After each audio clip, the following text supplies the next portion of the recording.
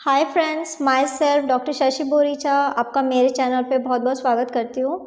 आज मैं आपको एक कंडीशन एक्सप्लेन करूँगी जिसका नाम है लो स्पर्म काउंट। मैं आपको बताऊँगी कि ये क्या होता है, इसमें क्या क्या सिम्टम आते हैं, इसके कॉज क्या है और साथ ही साथ कुछ होम्योपैथिक मेडिसिन जो आप इस कंडीशन के लिए यूज़ कर सकते हैं। लेकिन उससे पहले आप प्लीज़ मेरे चैनल को सब्सक्राइब कर लीजिए और जो बेल आइकन है उसे प्रेस कर लीजिए ताकि आपको मेरे आने वाली वीडियोज़ का नोटिफिकेशन मिलता रहे। तो चलिए स्टार्ट करते हैं। सबसे पहले आखिर लो स्पर्म काउंट क्या होता है। तो ये कंडीशन है जिसमें जब भी मेल इजैक्यूलेट करते हैं सेक्सुअल इंटरकोर्स के बाद, तो जो सीमेन आउट होता है उस सीमेन में अगर स्पर्म की क्वांटिटी कम है तो उसी कंडीशन को हम लोग लो स्पर्म काउंट कहते हैं। लो स्पर्म काउंट को हम लोग साइंटिफिक वर्ड में ओलिगोस्पर्मिया भी कहते हैं। और अगर किसी पर्सन के सीमेन में कम्प्लीटली स्पर्म एब्सेंट है, कम्प्लीटली स्पर्म्स है ही नहीं, तो ऐसी कंडीशन को हम लोग एजोस्पर्मिया कहते हैं। लो स्पर्म काउंट हम लोग तभी कंसिडर करते हैं जब 15 मिलियन स्पर्म्स से भी कम स्पर्म प्रेजेंट है 1 ml ऑफ सीमेन में, तो उसी कंडीशन को हम लोग ओलिगोस्पर्मिया कहते हैं। अगर किसी पर्सन को 15 मिलियन से भी कम स्पर्म्स है तो ऐसे मेल्स अपने पार्टनर के साथ जब सेक्सुअल इंटरकोर्स परफॉर्म करते हैं तो वो उनके एग्स को फर्टिलाइज नहीं कर पाते हैं और प्रेगनेंसी नहीं हो पाती है। अब मैं आपको इसके सिम्टम बता देती हूँ कि अगर किसी मेल के स्पर्म काउंट कम है तो उसमें आपको क्या क्या सिम्टम्स दिखाई देंगे।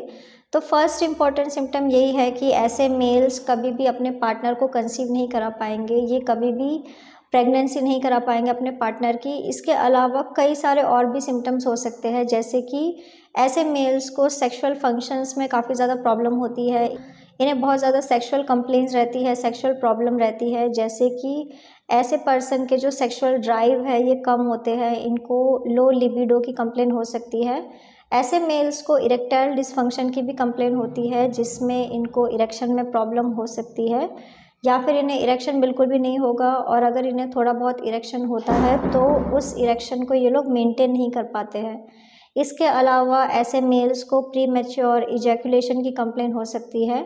इस कंप्लेन में ऐसा देखा जाता है कि मेल्स बहुत जल्दी इजैकुलेट कर जाते हैं, उनका जो सीमेन है वो 2 मिनट से पहले ही इजैकुलेट हो जाता है।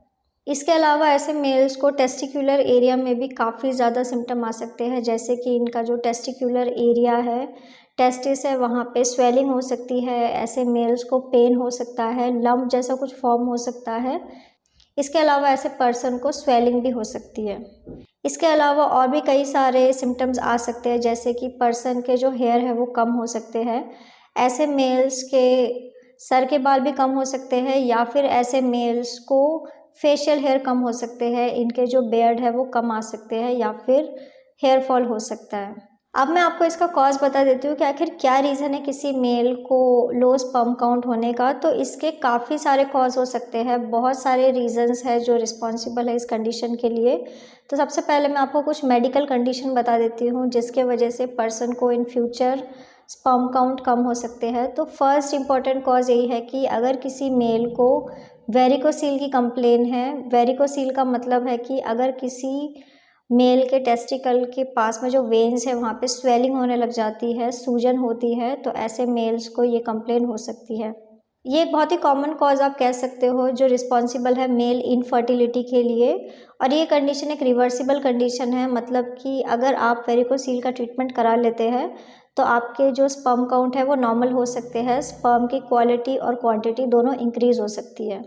इसके अलावा कई सारे इन्फेक्शन रिस्पॉन्सिबल है जिसके वजह से इन फ्यूचर आपके स्पर्म काउंट कम हो सकते हैं। इन्फेक्शन में ऐसा देखा जाता है कि अगर किसी पर्सन को एपिडिडाइमाइटिस हुआ है, जिसका मतलब है कि इन्फ्लामेशन होना, इसके अलावा अगर टेस्टिस में इन्फ्लामेशन हो चुका है, कोई इन्फेक्शन हो चुका है, तो ऐसे मेल्स के जो स्पर्म की क्वालिटी और क्वांटिटी है वो दोनों कम हो सकती है। इसके अलावा कई सारे एसटीडीज़ होते हैं, सेक्सुअली ट्रांसमिटेड इन्फेक्शंस होते हैं जो रिस्पॉन्सिबल है लो स्पर्म काउंट के लिए, जैसे कि अगर किसी पर्सन को बहुत सीवियर गोनोरिया है, या फिर अगर किसी पर्सन को क्लेमाइडिया इन्फेक्शन है, किसी भी तरीके का सेक्सुअली ट्रांसमिटेड इन्फेक्शन जिसका ट्रीटमेंट अच्छे से नहीं हुआ है और वो सीवियर हो चुका है, तो ऐसे मेल्स को इन फ्यूचर इनफर्टिलिटी हो सकती है। इसके अलावा कुछ एंटीबॉडीज़ रिस्पॉन्सिबल है जो स्पर्म को अटैक करती है। कई सारे एंटी स्पर्म एंटीबॉडीज़ होती है जो बॉडी के स्पर्म सेल्स को डिस्ट्रॉय करती है, जिसके वजह से पर्सन के स्पर्म की क्वालिटी और क्वांटिटी दोनों गिरने लग जाती है। इसके अलावा कई सारे कैंसर्स और ट्यूमर्स भी रिस्पॉन्सिबल है। अगर आपकी बॉडी में कोई ऐसे ट्यूमर्स हो रहे हैं जो एबनॉर्मल तरीके से हार्मोन्स को इंक्रीज़ या डिक्रीज़ करते हैं, तो ऐसे मेल्स को भी स्पर्म काउंट कम हो सकते हैं। इसके अलावा हार्मोनल इश्यूज़ एक बहुत ही इम्पॉर्टेंट कॉज है। अगर किसी मेल के हार्मोन्स कम हो रहे हैं, अगर किसी मेल के बॉडी में टेस्टोस्टेरोन हार्मोन की डेफिशिएंसी हो रही है, तो ऐसे मेल्स को इन फ्यूचर स्पर्म काउंट कम हो सकता है। इसके अलावा कई सारे क्रोमोसोमल डिफेक्ट भी हो सकते हैं। अगर किसी पर्सन को क्लिनफेल्टर सिंड्रोम है, तो ऐसे मेल्स के जो स्पर्म काउंट है वो कम हो सकते हैं। इसके अलावा ऐसे पर्सन को और भी फिजिकल सिम्टम आ सकते हैं। इनके जेनाइटल ऑर्गन अच्छे से डेवलप नहीं होते हैं और अंडर डेवलप होने की वजह से उनके स्पर्म अच्छे से नहीं बनते हैं और उनकी क्वालिटी और क्वांटिटी कम हो जाती है। इसके अलावा कई सारी मेडिकेशंस भी रिस्पॉन्सिबल है, जैसे कि अगर कोई पर्सन टेस्टोस्टेरोन रिप्लेसमेंट थेरेपी ले रहा है, या फिर अगर कोई पर्सन बहुत ही सालों से लॉन्ग टर्म एनाबॉलिक स्टेरॉइड्स का यूज़ करता है, या फिर अगर कोई मेल की कीमोथेरेपी चल रही है, उसके बॉडी में कोई कैंसर हो गया था और उसका ट्रीटमेंट चल रहा है, रेडिएशन या फिर कैंसर मेडिसिन चल रही है, तो ऐसे मेल्स के भी स्पर्म काउंट कम हो सकते हैं। इसके अलावा कई सारे एनवायरमेंटल फैक्टर्स भी है जो रिस्पॉन्सिबल है लो स्पर्म काउंट के लिए, जैसे कि कई सारे मेल्स हैं जो फैक्ट्रीज़ में काम करते हैं, जो इंडस्ट्रियल एरियाज़ में इन्वॉल्व है। कई सारे केमिकल्स है जो मेल्स के स्पर्म काउंट को अफेक्ट करती है, जैसे कि अगर कोई male benzene, toluene, herbicide, pesticides, कोई पेंट की फैक्ट्री में काम करता है, तो ऐसे मेल्स का एक्सपोजर इस केमिकल से होता है और उसके वजह से उनके स्पर्म काउंट्स कम हो सकते हैं। इसके अलावा किसी मेल का अगर हैवी मेटल से एक्सपोजर है, जैसे कि अगर किसी मेल का एक्सपोजर लेड से है या फिर कोई और हैवी मेटल से होता है, तो ऐसे मेल्स के स्पर्म काउंट भी कम हो सकते हैं। इसके अलावा टाइट कपड़े पहनने की वजह से या फिर ओवर हीटिंग के वजह से भी मेल्स के स्पर्म काउंट कम हो सकते हैं। अगर जेनाइटल एरिया या फिर टेस्टिकुलर एरिया में बहुत ज़्यादा आप टाइट कपड़े पहन रहे हैं, बहुत गर्म कपड़े पहन रहे हैं, जिसके वजह से बॉडी का टेम्परेचर बढ़ रहा है, तो ऐसे मेल्स का जो स्पर्म है वो अफेक्ट होता है और स्पर्म की क्वांटिटी कम होने लग जाती है। इसके अलावा लाइफस्टाइल कॉजेज़ भी एक बहुत ही इम्पॉर्टेंट कॉज है। जो मेल बहुत ज़्यादा अल्कोहल, स्मोकिंग या फिर स्टेरॉइड या फिर किसी ड्रग का यूज़ करता है, तो ऐसे मेल्स के भी इन फ्यूचर स्पर्म काउंट कम हो सकते हैं। इसके अलावा रिलेशनशिप इश्यूज़ एक बहुत ही इम्पॉर्टेंट कॉज है। अगर कोई पर्सन बहुत ज़्यादा स्ट्रेस में रहता है, टेंशन में रहता है, उसके पार्टनर के साथ रिलेशन अच्छे नहीं है, तो ऐसे मेल्स के स्पर्म काउंट कम हो सकते हैं। अब मैं आपको इसके रिस्क फैक्टर बता देती हूँ कि आखिर कौन कौन से मेल सबसे ज़्यादा रिस्क में रहते हैं जिनके स्पर्म काउंट कम हो सकते हैं इन फ्यूचर। तो फर्स्ट रिस्क फैक्टर यही है कि जो लोग बहुत ज़्यादा अल्कोहल, स्मोकिंग या फिर ड्रग्स का यूज़ करते हैं। इसके अलावा अगर कोई मेल लॉन्ग टर्म स्टेरॉइड्स का यूज़ कर रहा है, तो ऐसे मेल्स को इन फ्यूचर स्पर्म काउंट कम होने के चांसेस काफ़ी ज़्यादा बढ़ जाते हैं। इसके अलावा ओबेसिटी, अगर आपका वेट बहुत ज़्यादा है, आप ओबेस्ड है, तो ऐसे मेल्स का भी स्पर्म काउंट कम हो सकता है।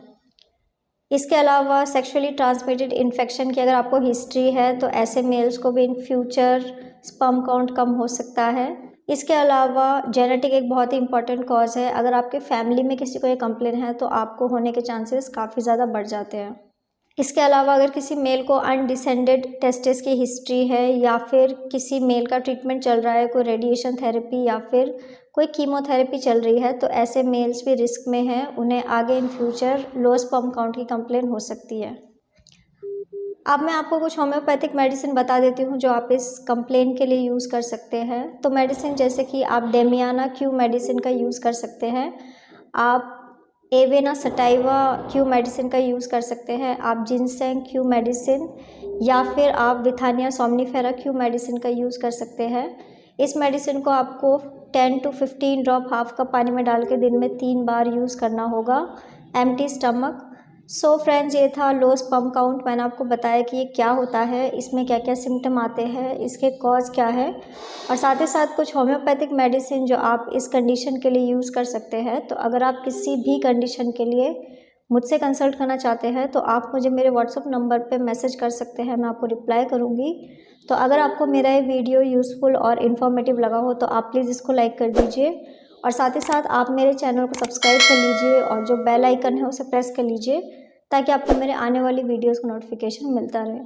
तो आज के लिए बस इतना ही। Thank you.